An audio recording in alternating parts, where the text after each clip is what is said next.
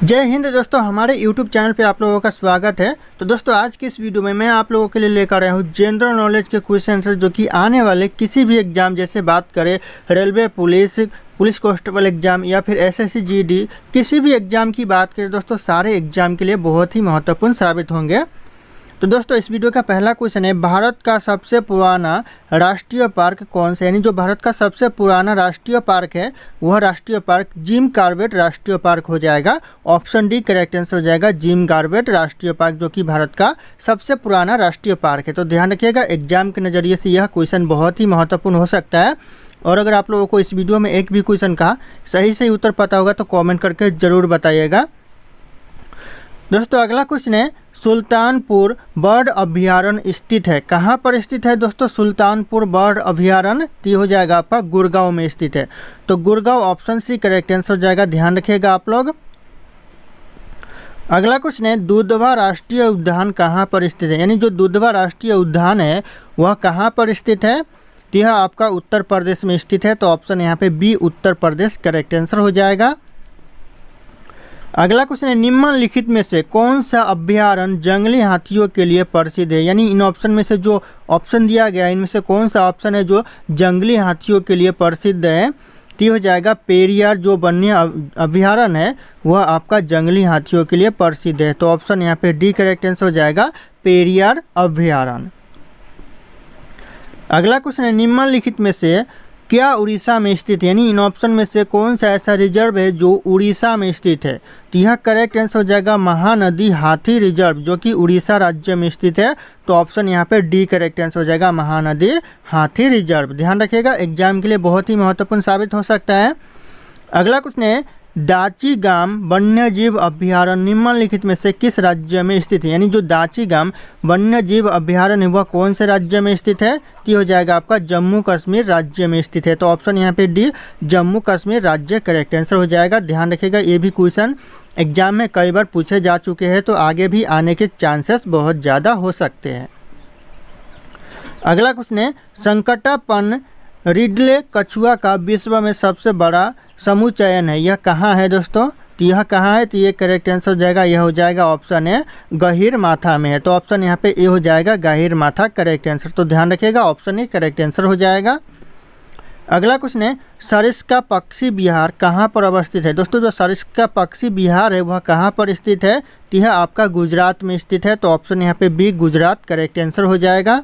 दोस्तों, अगला क्वेश्चन है, विश्व का एकमात्र तैरता हुआ राष्ट्रीय उद्यान किबुल लामजाओ यह कहाँ पर स्थित है? दोस्तों, जो तैरता हुआ राष्ट्रीय उद्यान है किबुल लामजाओ यह कहाँ पर स्थित है? तो ये आपका मणिपुर में स्थित है। तो ऑप्शन यहाँ पे सी मणिपुर करेक्ट आंसर हो जाएगा। ध्यान रखिएगा, ये भी क्वेश्चन एग्जाम में कई बार पूछे गए हैं और आने वाले एग्जाम में भी पूछे जाने के चांसेस बहुत ज़्यादा हो सकते हैं। तो ध्यान रखिएगा आप लोग। अगला क्वेश्चन है, काजीरंगा किस लिए जाना जाता है? यानी जो काजीरंगा प्रसिद्ध है वह किस लिए प्रसिद्ध है? तो ध्यान रखिएगा, यह आपका गैंडा के लिए प्रसिद्ध है। तो ऑप्शन यहाँ पे ए करेक्ट आंसर हो जाएगा, गैंडा के लिए काजीरंगा जो राष्ट्रीय अभ्यारण्य है वह प्रसिद्ध है। अगला क्वेश्चन है, नल सरोवर पक्षी अभ्यारण्य किस राज्य में स्थित है? दोस्तों, जो नल सरोवर पक्षी अभ्यारण्य है ये आपका गुजरात राज्य में स्थित है। तो ऑप्शन यहाँ पे सी गुजरात राज्य करेक्ट आंसर हो जाएगा। अगला क्वेश्चन है, राष्ट्रीय चंबल अभ्यारण्य निम्नलिखित में से किस राज्य का हिस्सा नहीं है? दोस्तों, जो राष्ट्रीय चंबल अभ्यारण्य है इन ऑप्शन में से कौन से राज्य का हिस्सा नहीं है? तो ये ध्यान रखिएगा, जो मध्य प्रदेश राज्य का हिस्सा नहीं है राष्ट्रीय चंबल अभ्यारण्य। बाकी यहाँ पे उत्तर प्रदेश राज्य का भी हिस्सा है, हरियाणा राज्य का भी हिस्सा है और यहाँ पे राजस्थान राज्य का भी हिस्सा है राष्ट्रीय चंबल अभ्यारण्य। तो ध्यान रखिएगा, क्वेश्चन में पूछा जा सकता है। अगला क्वेश्चन है, पेरियार गेम अभ्यारण्य किस लिए प्रसिद्ध है? दोस्तों, जो पेरियार गेम अभ्यारण्य है वह किस लिए प्रसिद्ध है? तो यह आपका जंगली हाथियों के लिए प्रसिद्ध है। तो ऑप्शन यहाँ पे डी जंगली हाथियों करेक्ट आंसर हो जाएगा। ध्यान रखिएगा, ऑप्शन डी।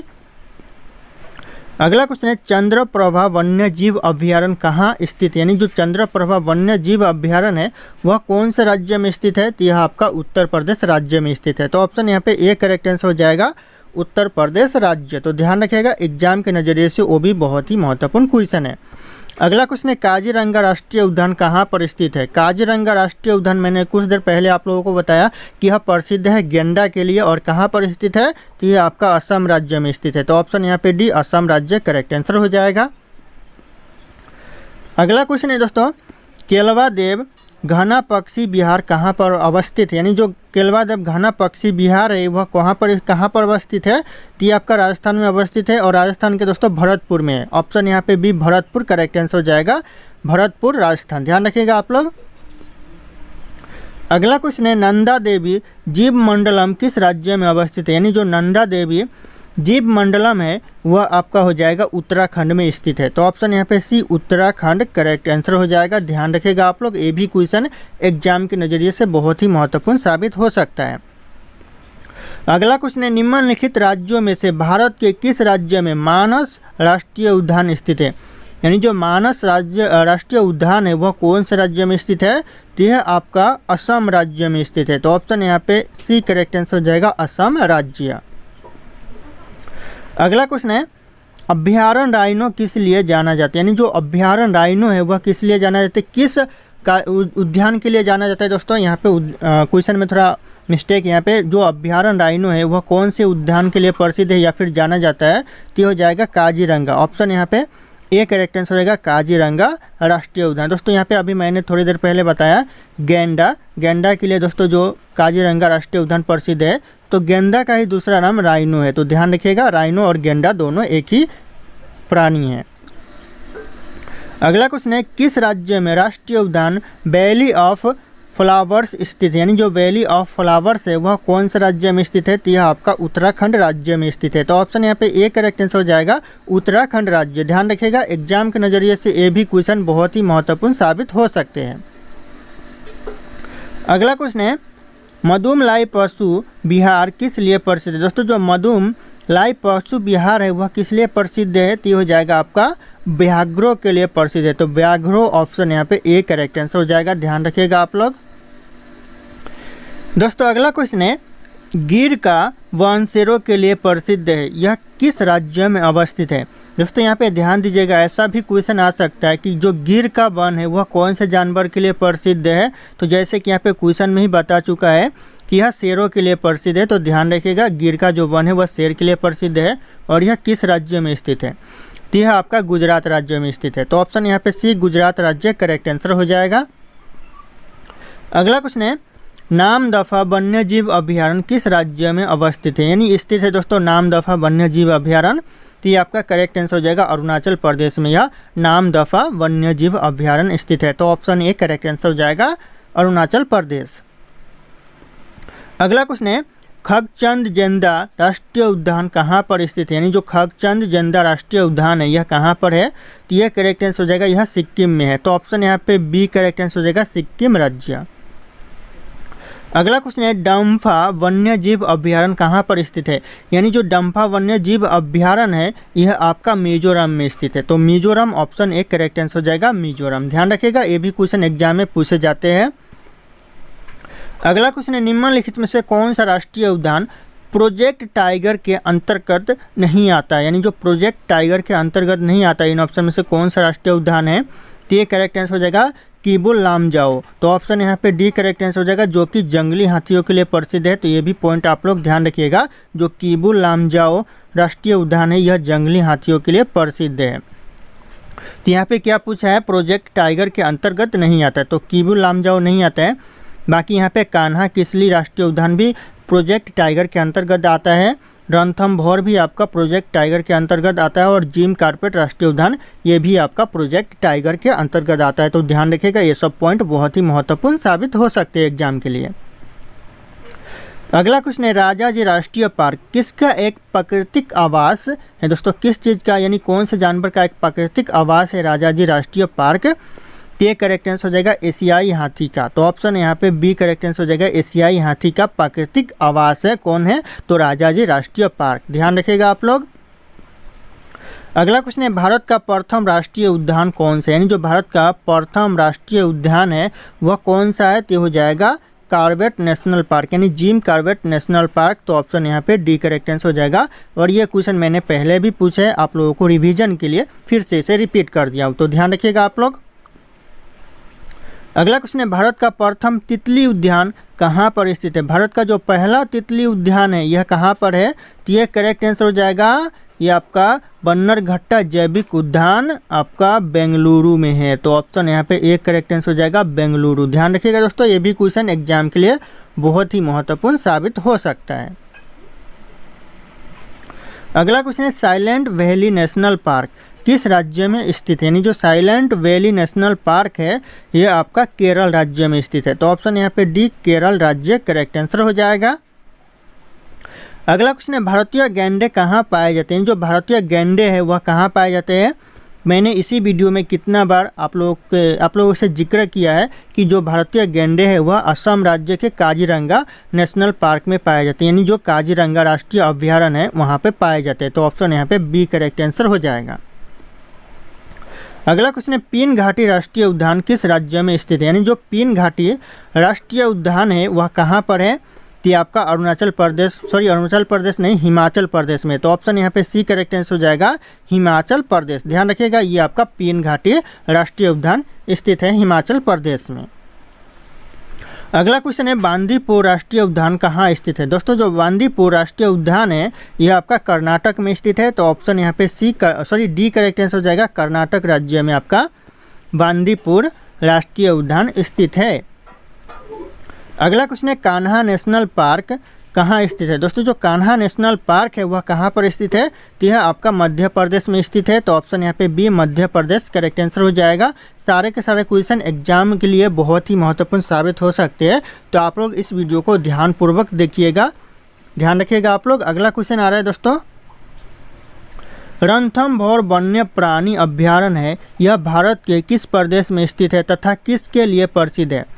रणथंभौर जो वन्य प्राणी अभ्यारण्य है यह भारत के कौन से राज्य में स्थित है और किस लिए प्रसिद्ध है यह? तो ध्यान रखिएगा, यह आपका राजस्थान राज्य में स्थित है और यह बब्बर शेर के लिए प्रसिद्ध है। तो ऑप्शन यहाँ पे सी करेक्ट आंसर हो जाएगा, राजस्थान और बब्बर शेर के लिए प्रसिद्ध है। तो ध्यान रखिएगा, एग्जाम में पूछे जाने के चांसेस है। दोस्तों अगला क्वेश्चन है, विक्रमशिला गंगात्मक डॉल्फिन अभ्यारण्य कहाँ पर स्थित है? दोस्तों यह अभ्यारण्य कहाँ पर है? तो ये हो जाएगा आपका भागलपुर में है। तो ऑप्शन यहाँ पे सी करेक्ट आंसर हो जाएगा, भागलपुर। ध्यान रखिएगा, ये भी क्वेश्चन एग्जाम में पूछे जाते हैं। अगला क्वेश्चन है, दुधवा राष्ट्रीय उद्यान कहाँ पर स्थित है? यानी जो दुधवा राष्ट्रीय उद्यान है यह आपका हो जाएगा उत्तर प्रदेश में स्थित है। तो ऑप्शन यहाँ पे B Uttar Pradesh correct answer हो जाएगा। अगला क्वेश्चन है, हेलीकॉप्टर का आविष्कार किसने किया था? यानी जो हेलीकॉप्टर का आविष्कार किया था वह किसने किया था? यह किया था विक्रवेट। ऑप्शन यहाँ पे बी करेक्ट आंसर हो जाएगा, विक्रवेट। ध्यान रखिएगा, ये भी एग्जाम के लिए बहुत ही महत्वपूर्ण हो सकता है। रडार के आविष्कारक थे, यानी जो रडार के आविष्कारक भी बोल सकते हैं, जन्मदाता भी बोल सकते हैं, कुछ भी बोल सकते हैं आप लोग यहाँ पे। तो ये हो जाएगा टेलर एवं यंग। ऑप्शन यहाँ पे डी करेक्ट आंसर होगा, टेलर एवं यंग, जो कि रडार के आविष्कारक थे। तो ध्यान रखिएगा, ऑप्शन डी करेक्ट आंसर हो जाएगा। दोस्तों अगला क्वेश्चन है, नोबेल पुरस्कार अल्फ्रेड नोबेल के नाम पर शुरू हुआ, जिन्होंने खोज की थी, किस चीज़ की खोज की थी दोस्तों इन्होंने? तो यह हो जाएगा आपका डायनामाइट की खोज की थी। तो ऑप्शन यहाँ पर डी करेक्ट आंसर हो जाएगा, डायनामाइट की खोज। ध्यान रखिएगा आप लोग। अगला क्वेश्चन है, त्वरित चालक के आविष्कारक है। दोस्तों जो त्वरित चालक के आविष्कारक है, जन्मदाता भी बोल सकते हैं, तो यह कौन है? तो हो जाएगा करेक्ट आंसर बेंजामिन फ्रैंकलिन है। तो ऑप्शन यहाँ पे सी करेक्ट आंसर हो जाएगा, बेंजामिन फ्रैंकलिन। ध्यान रखिएगा, एग्जाम में पूछे जाते हैं। अगला क्वेश्चन है, टेलीविज़न यानी टीवी के आविष्कार किसने किया? यानी जो टीवी का आविष्कार किया वह किसने किया टेलीविज़न का? तो ये हो जाएगा जे.एल. बेयर्ड्स ने किया। तो ऑप्शन यहाँ पे बी करेक्ट आंसर हो जाएगा, जे.एल. बेयर्ड्स। ध्यान रखिएगा, ये भी क्वेश्चन एग्जाम में आते रहते हैं। अगला क्वेश्चन है, एक्सरे का आविष्कार किसने किया? यानी जन्मदाता कौन है एक्सरे का, या फिर आविष्कारक कौन है, या फिर आविष्कार किसने किया? तो ऐसा क्वेश्चन बन सकता है। तो हो जाएगा आपका रंटजन है। ऑप्शन यहाँ पे बी हो जाएगा, रंटजन। ध्यान रखिएगा, ये भी क्वेश्चन एग्जाम के लिए बहुत ही महत्वपूर्ण साबित हो सकते हैं। टेलीस्कोप की खोज किस वैज्ञानिक ने की थी? यानी जो टेलीस्कोप की खोज की थी वह कौन से वैज्ञानिक, टेलीस्कोप यानी दूरबीन की दोस्तों खोज की थी? गैलीलियो ने। तो ऑप्शन यहाँ पे डी गैलीलियो करेक्ट आंसर हो जाएगा। अगला क्वेश्चन है हवाई जहाज का आविष्कार किसने किया। दोस्तों जो हवाई जहाज का आविष्कार किया यानी जन्मदाता है वह कौन है, तो हो जाएगा आपका राइट ब्रदर्स है। तो ऑप्शन यहाँ पे B Wright Brothers correct answer हो जाएगा। दोस्तों अगला क्वेश्चन है गैस इंजन की खोज किसने की। दोस्तों जो गैस इंजन की खोज की थी वह किसने की थी, ये हो जाएगा आपका डैमलर ने गैस इंजन की खोज की थी। तो ऑप्शन यहाँ पे सी डैमलर करेक्ट आंसर हो जाएगा। ये भी क्वेश्चन एग्जाम में पूछे जाते हैं, कई बार पूछे गए हैं। अगला क्वेश्चन है परमाणु बम का विकास किसने किया, यानी जो आविष्कार भी बोल सकते हैं विकास भी बोल सकती है, किसने किया, तो हो जाएगा आपका जे रॉबर्ट ओपेनहीमर ने किया। तो ऑप्शन यहाँ पे बी करेक्ट आंसर होगा जे रॉबर्ट ओपेनहीमर। और ये क्वेश्चन दोस्तों सभी एग्जाम के लिए फेवरेट है, यानी सभी एग्जाम में पूछे जाते हैं, तो आप लोग इसे ध्यान रखिएगा। अगला क्वेश्चन है परसे पास्तर का विकास किसने किया। दोस्तों जो परसे पास्तर का जो विकास किया वह किया वन वान ब्रान ने। तो ऑप्शन यहाँ पे ए करेक्ट आंसर हो जाएगा वन वान ब्रान। ध्यान रखिएगा, ये भी क्वेश्चन एग्जाम के लिए बहुत ही महत्वपूर्ण हो सकता है। हाइड्रोजन बम के किसने विकसित किया, जो हाइड्रोजन बम है उसे किसने विकसित किया, टी हो जाएगा करेक्ट आंसर एडवर्ड टेलर ने किया। तो ऑप्शन यहाँ पे C Edward Teller correct answer हो जाएगा। ध्यान रखिएगा, ये भी क्वेश्चन बहुत ही महत्वपूर्ण साबित हो सकता है। लेजर का आविष्कार किसने किया, यानी जो लेजर का दोस्तों जो आविष्कारक है जन्मदाता है वह कौन है, टी हो जाएगा correct answer T H Memon है। तो ऑप्शन यहाँ पे सी करेक्ट आंसर होगा टी एच मेमन। ध्यान रखिएगा, ये भी एग्जाम में पूछे जाते हैं। अगला क्वेश्चन है इलेक्ट्रॉन सूक्ष्मदर्शी का आविष्कार किसने किया था। इलेक्ट्रॉन सूक्ष्मदर्शी का जो आविष्कार किया था वह किया था नोल और रुस्का ने। तो ऑप्शन यहाँ पे ए करेक्ट आंसर होगा नोल और रुस्का करेक्ट आंसर। अगला क्वेश्चन है कंप्यूटर का जनक समझे जाने वाले व्यक्ति, यानी जो कंप्यूटर के जनक समझे जाने वाले व्यक्ति, यानी आविष्कारक भी बोल सकते हैं जन्मदाता भी बोल सकते हैं, तो यह हो जाएगा आपका बेबेज, चार्ल्स बेबेज। ऑप्शन यहाँ पे ए करेक्ट आंसर होगा चार्ल्स बेबेज, कंप्यूटर के आविष्कारक या फिर जनक भी बोल सकते हैं आप लोग। अगला क्वेश्चन है जेट इंजन का आविष्कार किसने किया। दोस्तों जो जेट इंजन का आविष्कार किया वह किसने किया, कि हो जाएगा आपका फ्रैंक व्हिटले ने किया। तो ऑप्शन यहाँ पे बी करेक्ट आंसर हो जाएगा फ्रैंक व्हिटले करेक्ट आंसर।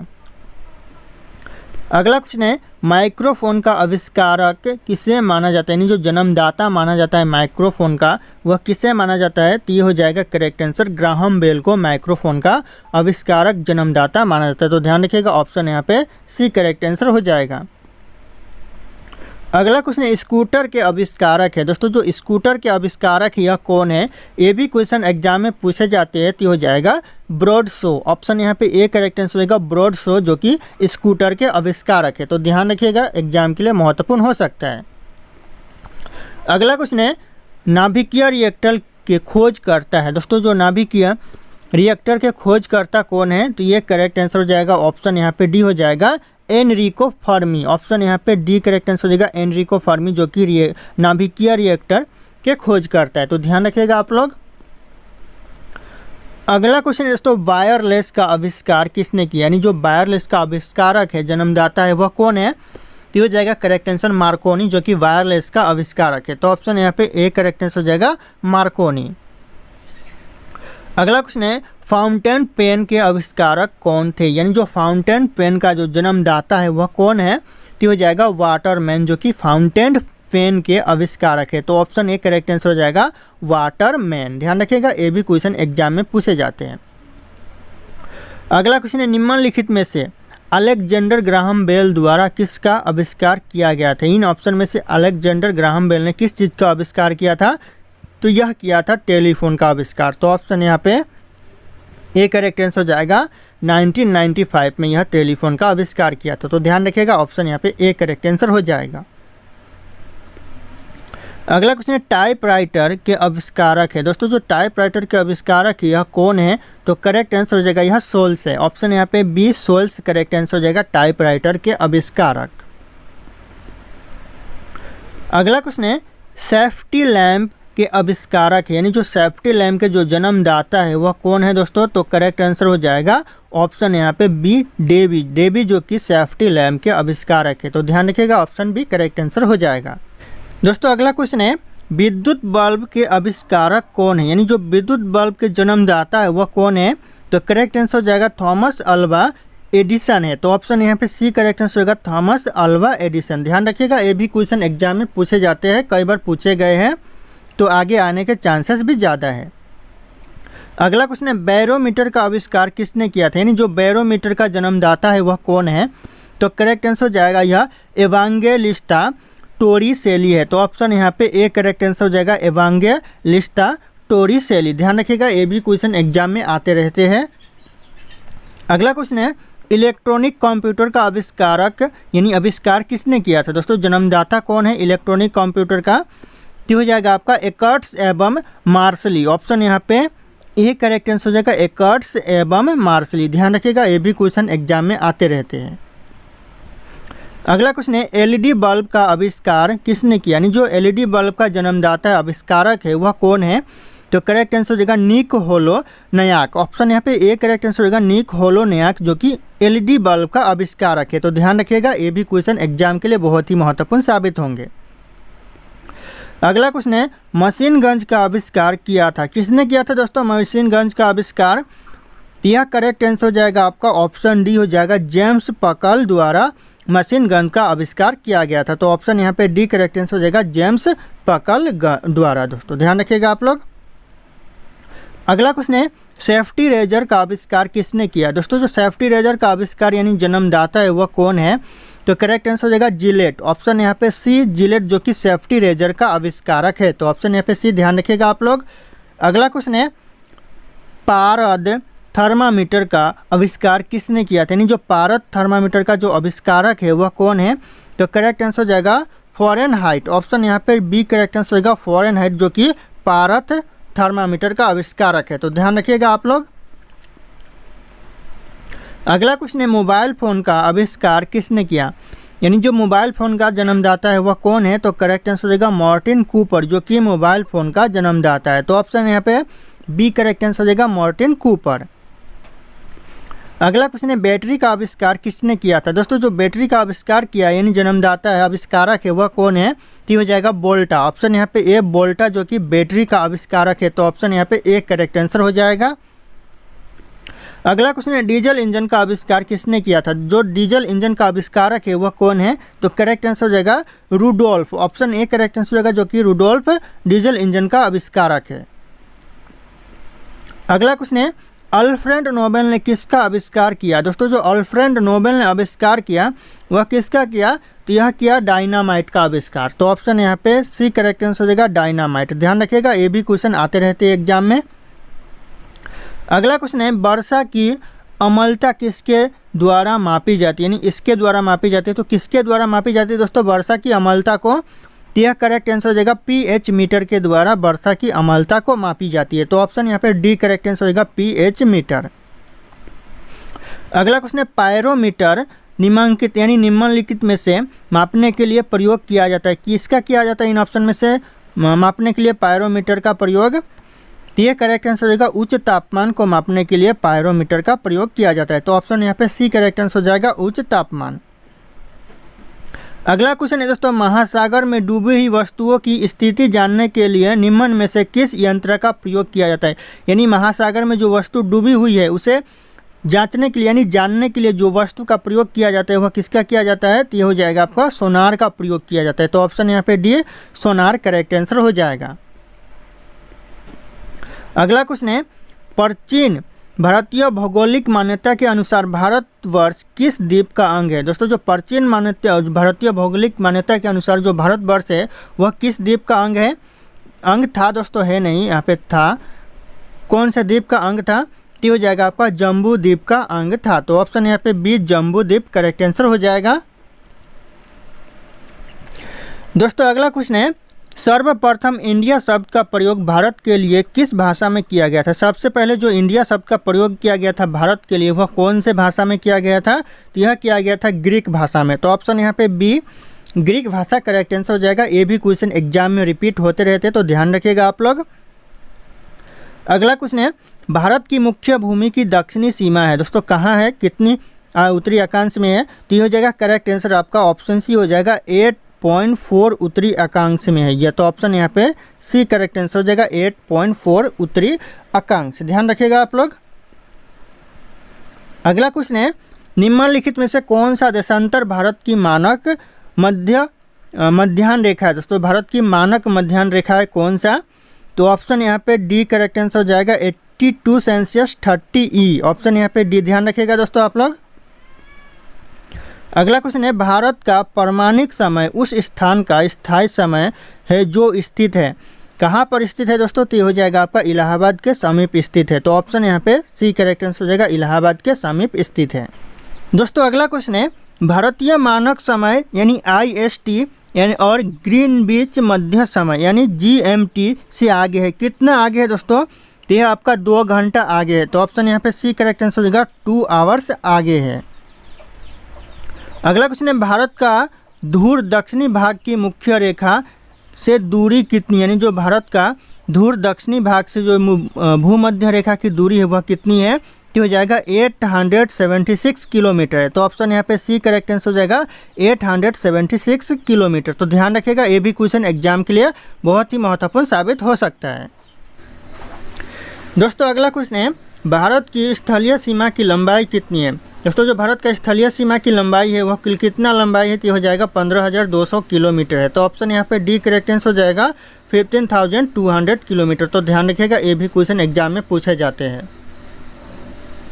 अगला क्वेश्चन है, भारत में अंडमान और निकोबार तथा लक्षद्वीप सहित मुख्य भूमि के समुद्र तट की कुल लंबाई कितनी, यानी जो यहाँ पे पूछा गया अंडमान निकोबार और लक्षद्वीप सहित जो मुख्य भूमि है समुद्र तट की वह कुल लंबाई कितनी है? तो ये करेक्ट आंसर होगा यहाँ पे ऑप्शन डी हो जाएगा करेक्ट आंसर, 7,516.6 किलोमीटर यानी 7,516.6 किलोमीटर है। तो ऑप्शन यहाँ पे डी करेक्ट आंसर हो जाएगा। ध्यान रखिएगा, ये भी क्वेश्चन एग्जाम में पूछे जाते हैं। अगला क्वेश्चन है, भारत के उत्तरी छोर से लेकर दक्षिणी छोर तक दूरी कितनी, यानी जो भारत का उत्तरी से लेकर जो दक्षिणी तक दूरी है वह कितनी है? तो करेक्ट आंसर हो जाएगा ऑप्शन यहाँ पे बी हो जाएगा, 3,214 किलोमीटर है। तो ऑप्शन यहाँ पे बी करेक्ट आंसर होगा, 3,214 किलोमीटर। तो ध्यान रखिएगा आप लोग। अगला क्वेश्चन है, भारत की पूर्व से लेकर पश्चिम तक लंबाई कितनी, यानी जो भारत का पूर्व से लेकर पश्चिम तक जो लंबाई है वह कितना है? तो हो जाएगा आपका 2933 किलोमीटर यानी 2,933 किलोमीटर है। तो ऑप्शन यहाँ पे ए करेक्ट आंसर हो जाएगा। अगला क्वेश्चन है, भारत की तटरेखा की लंबाई है दोस्तों, कितनी लंबाई है भारत की तटरेखा की? तो करेक्ट आंसर हो जाएगा दोस्तों यहाँ पे ऑप्शन है 6,100 किलोमीटर यानी 6,100 किलोमीटर तटरेखा की लंबाई है भारत की। तो ध्यान रखिएगा, ऑप्शन ए करेक्ट आंसर हो जाएगा। अगला क्वेश्चन है, भारत का क्षेत्रफल विश्व के कुल भौगोलिक क्षेत्रफल का कितना हिस्सा है दोस्तों, कितना प्रतिशत हिस्सा है? तो हो जाएगा 2.4% हिस्सा है। तो ऑप्शन यहाँ पे बी करेक्ट आंसर हो जाएगा, 2.4% हिस्सा है। अगला क्वेश्चन है दोस्तों, भारत के कुल क्षेत्रफल का कितना प्रतिशत भाग पर्वतीय क्षेत्र यानी मध्य समुद्र तल से 2135 मीटर या फिर अधिक ऊंचाई के अंतर्गत आता है? कितना प्रतिशत दोस्तों हिस्सा है जो? टी हो जाएगा करेक्ट आंसर 10.7% हिस्सा है जो कि आता है। तो ध्यान रखिएगा, ऑप्शन यहाँ पे ए करेक्ट आंसर हो जाएगा। अगला क्वेश्चन है, संपूर्ण भारत के कितने प्रतिशत भूभाग पर पर्वत और पहाड़ियाँ का विस्तार है? कितने प्रतिशत भूभाग पर दोस्तों? तो हो जाएगा 29.3% भूभाग पर यहाँ पे पर्वत और पहाड़ियों का विस्तार है। तो ध्यान रखिएगा, ऑप्शन यहाँ पे सी करेक्ट आंसर हो जाएगा 29.3%। अगला क्वेश्चन है दोस्तों, संपूर्ण भारत के कितने प्रतिशत भूभाग पर पठार का विस्तार पाया जाता है? कितने प्रतिशत भूभाग पर दोस्तों पठार का विस्तार पाया जाता है? तो ये करेक्ट आंसर हो जाएगा दोस्तों 27.7% भाग पर दोस्तों यहाँ पे पठार का भूभाग पाया यानी विस्तार पाया जाता है। तो ऑप्शन यहाँ पे सी करेक्ट आंसर हो जाएगा। अगला क्वेश्चन है, संपूर्ण भारत के कितने प्रतिशत भूभाग पर मैदान का विस्तार पाया जाता है? यानी जो मैदान समतल मैदान का विस्तार पाया जाता है पूरे भारत पर कितने प्रतिशत भाग पर? हो जाएगा आपका 43% भाग पर। तो ऑप्शन यहाँ पे डी करेक्ट आंसर हो जाएगा, 43% भाग पर मैदान का विस्तार पाया जाता है।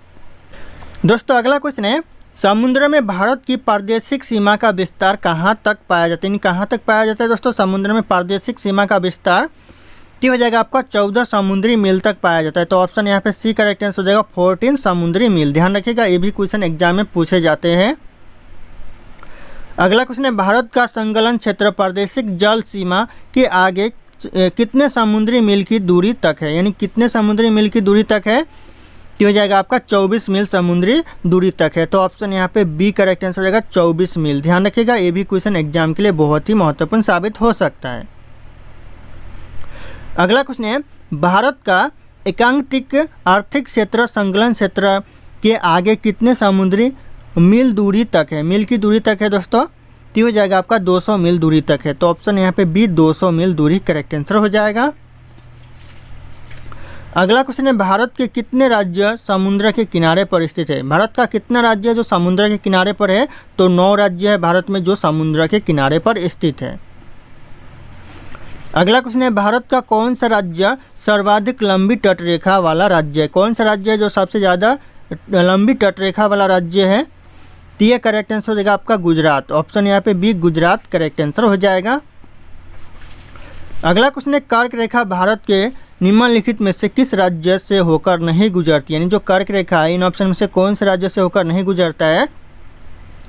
ये हो जाएगा आपका उड़ीसा राज्य से होकर कर्क रेखा नहीं गुजरता है। बाकी यहाँ पर राजस्थान राज्य से होकर भी गुजरता है कर्क रेखा, झारखंड से भी गुजरता है और मिजोरम से भी गुजरता है। तो ध्यान रखिए यहाँ पे उड़ीसा राज्य से नहीं गुजरता है। अगला क्वेश्चन है, कौन सी अक्षांश रेखा भारत के मध्य होकर गुजरती है? ऐसा कौन सा अक्षांश रेखा है जो भारत के मध्य से होकर गुजरती है? तो यहाँ पर आपका कर्क रेखा है जो कि भारत के मध्य से होकर गुजरती है। तो ऑप्शन यहाँ पे ए करेक्ट आंसर हो जाएगा कर्क रेखा। अगला क्वेश्चन है, कर्क रेखा भारत के कितने राज्यों से होकर गुजरती है? यानी कितने राज्य से होकर कर्क रेखा गुजरती है? तो ऑप्शन यहाँ पे डी हो जाएगा, 8 राज्यों से होकर गुजरती है कर्क रेखा भारत में। तो ऑप्शन डी ध्यान रखिएगा, 8 राज्य। अगला क्वेश्चन है, निम्नलिखित में से किस राज्य से होकर कर्क रेखा नहीं गुजरती? यानी इन ऑप्शन में जो ऑप्शन यहाँ पे दिया गया इन ऑप्शन में से कौन से राज्य से होकर कर्क रेखा नहीं गुजरता है? तो यहाँ हो जाएगा उड़ीसा राज्य से होकर नहीं गुजरता है। बाकी गुजरात, राजस्थान और पश्चिम बंगाल से होकर गुजरता है। तो ध्यान रखिएगा, option A, B, C, D तीनों से गुजरता है। ऑप्शन ए उड़ीसा से नहीं गुजरता है। अगला क्वेश्चन आ रहा है दोस्तों यहाँ पे, भारत का वह राज्य जिससे होकर कर्क रेखा गुजरता है? भारत का वह राज्य जिससे होकर कर्क रेखा गुजरता है? तो यहाँ पे हो जाएगा ऑप्शन यहाँ पे डी, झारखंड से होकर कर्क रेखा गुजरता है। जैसे कि मैंने थोड़ी देर पहले आप लोगों को बताया कि झारखंड से होकर कर्क रेखा गुजरता है, राजस्थान से भी गुजरता है और यहाँ पे उत्तर प्रदेश से नहीं गुजरता है, हिमाचल प्रदेश से नहीं गुजरता है और बिहार से भी नहीं गुजरता है। तो ध्यान रखिएगा यहाँ पे झारखंड से गुजरता है।